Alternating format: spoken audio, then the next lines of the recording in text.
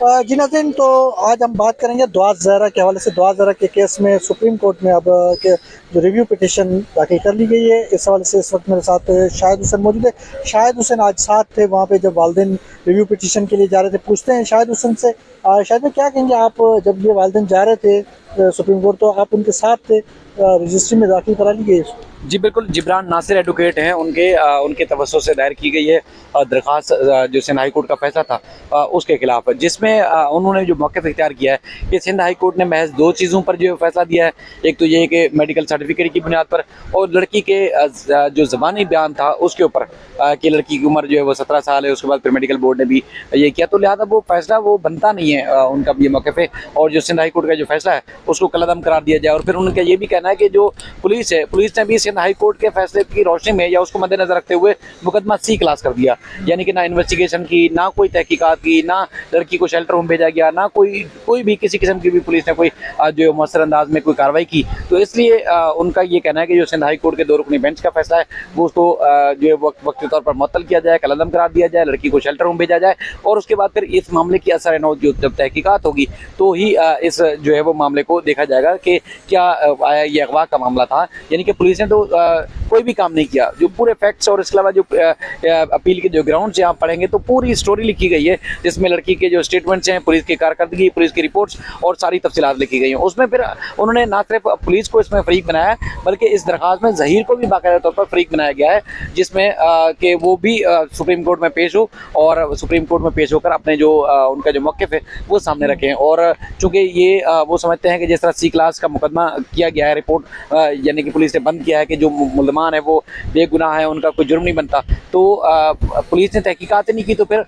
ऐसे कैसे कह सकते हैं कि उनका जुर्म ही नहीं बनता या उन्होंने कोई जुर्म किया ही नहीं है। तो उस मामले में भी काफ़ी जो है वो चीज़ें अब मुतवक्किल तौर पर जो अगला हफ्ता होगा, यानी कि ये जो आने वाला पीर है उसमें पीर और अगले मतलब जो कमिंग वीक है उसमें जो है वो सिंध हाई जो सुप्रीम कोर्ट का 3 रुकनी बेंच जहाँ कराची रजिस्ट्री में मौजूद होता है एज़ पर रोस्टर, वो जो है समाअत करेगा, क्योंकि ये फौरी समाअत की भी सदा की गई है कि यानी कि सुप्रीम कोर्ट में तो अक्सर ये होता है कि दरख्वास्त दायर की तो एज़ पर रोस्टर जो है वो लग के आएगी और उसकी इसकी समाअत होगी। लेकिन इन्होंने इस्तदा की है कि इस केस को फौरी तौर पर सुना जाए, क्योंकि एक अहम मामला है, बच्ची की कस्टडी का मामला है, और उसके बाद इसको सुनने के बाद ही फैसला दिया जाए। और इंतहाई अहम उन्होंने नुकात उठाया कि एक तो जो हाई कोर्ट की जो हदूद बनती नहीं थी, उन हदूद को जो है वो बाला ताकत रखते हुए जो है वो इस तरह का जो है वो फैसला दिया गया है। और बेशुमार और जो सुप्रीम कोर्ट के इसी नौइयत के जो केसेस से उनको जो है वो उसमें साइटेशन भी दी गई हैं, और उसके बाद फिर लड़की की तमाम वो दस्तावेज़ात, यानी कि नादरा की दस्तावेज़ात, पासपोर्ट्स और तमाम जो शवाहिद थे वो भी इस दरख्वास्त के साथ मुंसलिक किए गए हैं कि उनकी भी जांच होनी चाहिए सारे मामले की, यानी कि मुकम्मल तौर पर तहकीकात होनी चाहिए, तभी जो है वो जाकर जो है वो मज़ीद जो है कार्रवाई हो सकती है। तो बहरहाल उम्मीद है कि अगले हफ्ते जब इसके केस की समाअत होगी तो सुप्रीम कोर्ट ना सिर्फ केस सुनेगा बल्कि सिंध हाई कोर्ट के फैसले को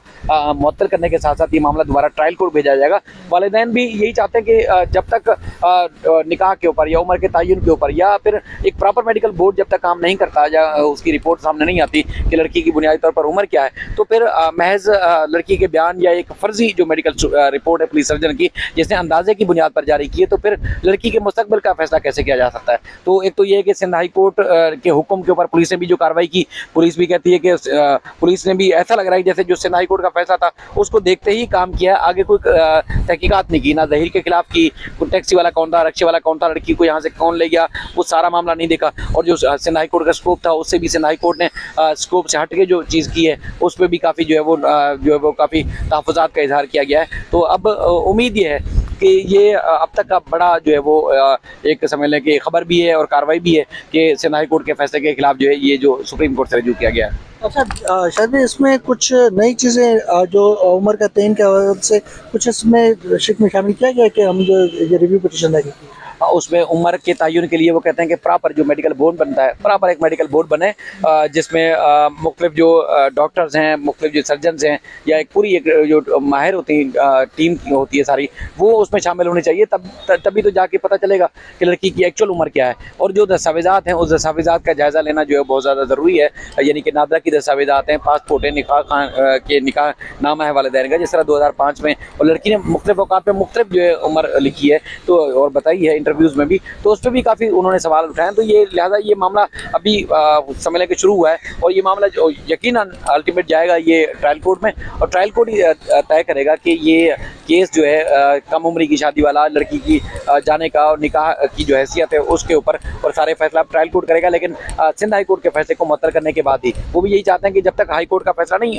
अपना ट्रायल कोर्ट का फैसला नहीं हो जाता तब तक लड़की को शेल्टर होम में रखा जाए, और उसके बाद फिर सारे मामला का जायजा लिया जाए, यानी कि मेडिकल बोर्ड से लेके दस्तावेजात की जांच तक, और उसके बाद फिर ट्रायल कोर्ट और पुलिस की इन्वेस्टिगेशन तक सारी चीजें जब खुल के सामने आएगी तभी तो लड़की के मुस्तकबिल का फैसला होगा। अब वो ये तो नहीं चाह रहे ना कि लड़की को इधर से उठाए और हमारे हवाले कर दें, नहीं, जो जो चीजें हैं कानून के मुताबिक करें, और कानून के मुताबिक ही वो चाह रहे हैं कि उसका उनका जो है फैसला होना चाहिए। अच्छा, पुलिस की जानिब से आप कुछ दिन पहले गुलाम नबी मेमन साहब जब आए थे तो आपने भी वहाँ पे बात की थी, पुलिस की जानिब से ये रवैया क्यों कि पुलिस की जानिब से कह रहे हैं कि वो केस खत्म हो गया, पुलिस इस केस से भाग क्यों रही है? देखिए, पुलिस का अपना एक मौक़िफ़ हो सकता है, लेकिन जो तासुर है, एक परसेप्शन है कि पुलिस जो है वो बुनियादी तौर पर अपने आईजी को हटाने के हवाले से ही नाखुश थी। पुलिस ने कोई इन्वेस्टिगेशन नहीं की, पुलिस ने मज़ीद कोई कार्रवाई नहीं की, और पुलिस अब मज़ीद इस सिस्टम में कोई बात भी नहीं करना चाहती। आईजी से भी बात की तो वो कहते हैं कि लड़की ने अपना बयान दिया है, लड़की ने अपनी मर्ज़ी से शादी की है, लड़की का अब ये चैप्टर जो है क्लोज़ होना चाहिए, मतलब वो कहते हैं कि अब इस सिलसिले में कोई बात ही नहीं होनी चाहिए। पुलिस का अपना ज़ाहिर है मौक़िफ़ है, लेकिन बात तो कानूनी, आइनी और ये एक इखलाकी भी है और माशरती भी है, तो उसका जायज़ा लेना ना सिर्फ ज़रूरी है बल्कि उस सारे चीज़ की तहकीकात होनी जो बहुत ज़्यादा ज़रूरी है। अब वो ज़ाहिर है फैसला जो करना है या फैसला जो होना है वो अदालत ने ही करना है, अदालत से ही सब कुछ चीज़ें होंगी। बाकी पुलिस ने अपने तौर पर जान छुड़वा दी है, सी क्लास का जो है वो सी क्लास की जो रिपोर्ट पेश की है उसके बाद तो वो चाहते हैं, वो समझते हैं कि ये केस बनता ही नहीं है, यानी कि जो कम उम्र की शादी का कानून है उसका भी इतलाक़ नहीं होता। लड़की ने अपना बयान दिया है कि वो उसने अपनी मर्ज़ी से जाके लाहौर में शादी की है, तो लिहाजा उसका बयान जो है वो उसकी रोशनी में वो कहते हैं ख़त्म कर दिया। अब बाकायदा तौर पर तफ्तीशी अफसर को तब्दील करने के हवाले से जिब्रान नासिर ने, बाकायदा जो वकील है, उन्होंने खत भी लिखा है जी को कि ना से हमें एक हफ्ता हो गया, एक हफ्ते से ज़्यादा हो गया है, पुलिस फाइल जो है हवाले नहीं की जा रही, और हमें ये नहीं बताया जा रहा कि साफ और शफाफ तहकीकात के लिए होना क्या है। तो अब उन्होंने कहा कि जो तफ्तीशी अफसर है, जो शौकत अली शाहानी साहब, उनको तब्दील किया जाए डीएसपी को, और एक तफ्तीशी अफसर जो है एसपी रैंक के और एक ईमानदार और काबिल तफ्तीशी अफसर मुकर्रर किया जाना चाहिए, ताकि एक असर नौ मामले की तहकीकात हो और चीज़ का जो है वो पता चले कि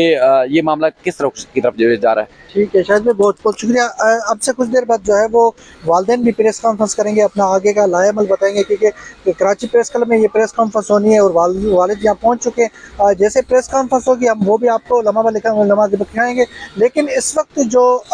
वालिदैन के हवाले से जो हमने बात की, वालिदैन ने यह कहा कि हम केस आखिर तक लड़ेंगे। केस